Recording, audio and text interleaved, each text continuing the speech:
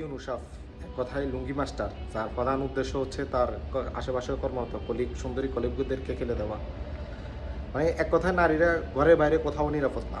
দেখেন কারো মা, কারো ভাই, কারো বোন, কারো প্রেমিকা, কারো বউ, ভিডিওগুলো দেখেন তো চিনতে পারেন কিনা। নারী এমন একটা জাতি, লোভে পড়ে সব কিছু করে দিতে পারবে। লোভে পড়ে, মানে যদি ঘরের বাইরে নারীরা যদি লোভ দেখায়, ইউনুসাফ তো দূরের কথা, যদি কোনো ফিনও লোভ দেখায় ওখানে হয়ে যাবো। নারী এমন একটা চুতিয়া জাতি।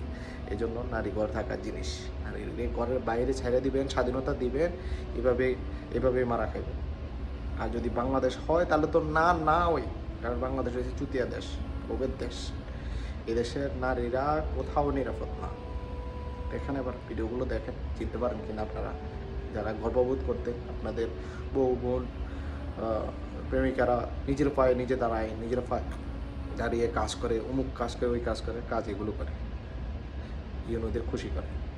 বোকাচোদা দেশ, বোকাচোদা নারীরা বাংলাদেশের।